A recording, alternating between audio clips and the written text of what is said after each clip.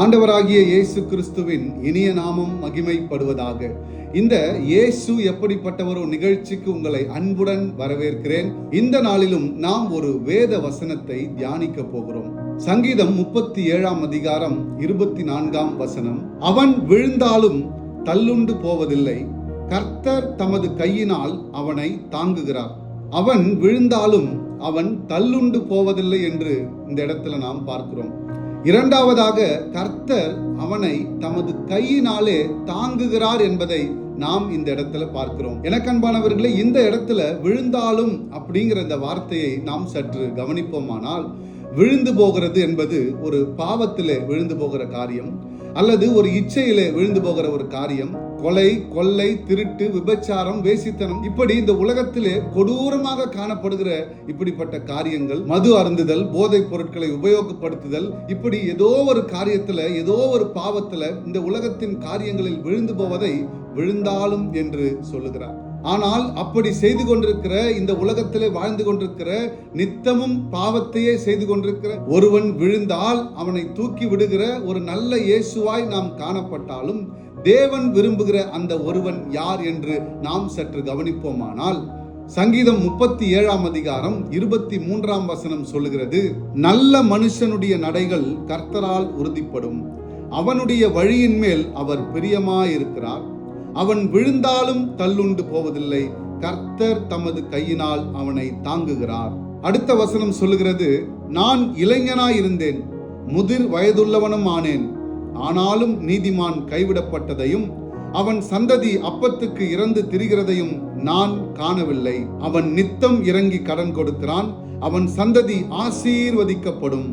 எனக்கன்பானவர்களே, இந்த இடத்துல நாம பார்க்க வேண்டிய ஒரு முக்கியமான காரியம், விழுந்து போகிற ஒருவனை தூக்கி விடுகிறவர் நம்முடைய இயேசுவானவர் என்பதிலே எந்த மாற்று கருத்தும் இல்லை. ஆனால் விழுந்து விட்டு மீண்டும் மீண்டுமாய் அந்த காரியத்திலே விழுந்து கொண்டிருக்கிற ஒருவனுடைய வாழ்க்கை கேள்விக்குறி என்பதை நீங்களும் நானும் சற்று தெரிந்து கொள்ள வேண்டும். இந்த இடத்திலே நம்முடைய தேவனாகிய கர்த்தர் சொல்லுகிற ஒரு முக்கியமான வார்த்தை, நல்ல மனுஷனுடைய நடைகள் கர்த்தரால் உறுதிப்படும் என்று சொல்லுகிறார். அவனுடைய வழியின் மேல் அவர் பிரியமாய் இருக்கிறார் என்றும் நாம் இந்த வசனத்திலே பார்க்கிறோம். அப்படி நல்ல மனுஷனுடைய நடைகள், இந்த இடத்துல நல்ல மனிதன் யார்?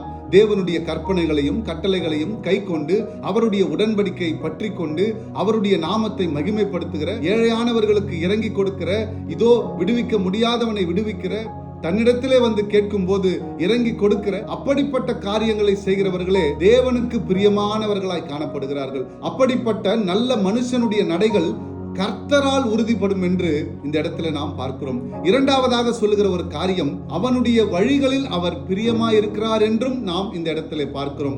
அப்படிப்பட்ட ஒரு நபர் விழுந்து போனால், அப்படிப்பட்ட ஒரு நபர் மீண்டுமாய் ஒரு சூழ்நிலையில, ஒரு பாவத்துல, சத்ருவின் திட்டத்துல, அப்படிப்பட்டவனை அவன் தள்ளுண்டு போகாதபடிக்கு பாதுகாத்து மீண்டுமாய் அவன் ஸ்தானத்திலே நிறுத்த பண்ணுகிற ஒரு நல்ல தேவனை நாம் பார்க்கிறோம். அப்படிப்பட்ட சூழ்நிலை இந்த சங்கீத புஸ்தகத்தை எழுதின தாவீதுக்கே நடந்திருக்கிறது என்பதை நீங்களும் நானும் சற்று உணர வேண்டும்.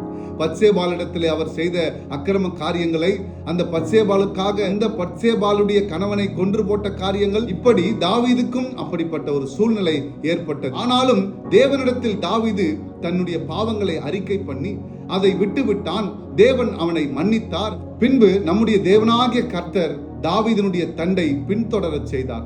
இன்றைக்கும் இந்த செய்தியை கேட்டுக்கொண்டிருக்கிற எனக்கு அன்பானவர்களே, நீங்கள் எப்பேற்பட்ட சூழ்நிலையில் காணப்படுகிறீர்கள், எந்த பாவமான காரியத்தை செய்து கொண்டிருக்கிறீர்கள், என் தேவனாகிய கர்த்தர் சமூகத்திலே நீங்கள் அவைகளை அறிக்கை பண்ணி விட்டுவிடுங்கள். நீங்கள் ஒரு நல்ல மனுஷனுடைய நடைகளை தற்காத்து கொண்டு அவைகளின்படி நடக்க ஆசைப்படுங்கள், அவைகளின்படி இருக்க ஆசைப்படுங்கள்.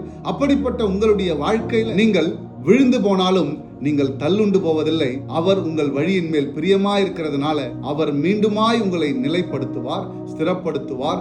அப்படி உங்களை ஆசீர்வதிக்கிற ஒரு நல்ல தேவனாய் காணப்படுகிறார். இந்த இடத்துல நம்முடைய தேவனாகிய கர்த்தர் நம்முடைய தலையை நிமிர பண்ணவும், நம்மை மீண்டுமாய் நம்முடைய ஸ்தானத்திலே கொண்டு போய் வைக்கவும் அவர் தம்முடைய ஒரே பேரான குமாரனை இந்த பூமியில கொடுத்து, அவரை சிலுவையில் ஒப்பு கொடுத்து, ரத்தம் சிந்தி, கைகளிலும் கால்களிலும் ஆணிகள் அடிக்கப்பட்டு, அவர் மகா வேதனையை அனுபவித்து நமக்காக கொடுக்கப்பட்டார். காரணம் உங்களையும் என்னையும் நேசித்ததின் காரணம் மட்டுமே. இன்றைக்கும் இந்த செய்தியை கேட்டுக் கொண்டிருக்கிற உங்களுடைய வாழ்க்கையில அப்படிப்பட்ட பாவங்களை நீங்கள் விட்டுவிட்டு தேவனுக்கு முன்பாக நல்ல மனுஷனுடைய நடைகளை தற்காத்துக் கொள்வீர்களானால், அவர் உங்கள் வாழ்க்கையிலே மிகப்பெரிய அதிசயங்களை செய்கிற ஒரு நல்ல தேவனாய் காணப்படுகிறார். அப்பேற்பட்ட நல்ல இயேசுவை நாடுங்கள். என் தேவனாகிய கர்த்தரை தேடுங்கள். அவர் உங்கள் வாழ்க்கையில ஒரு அற்புதத்தை செய்ய வல்லவராய் இருக்கிறார். Thank you.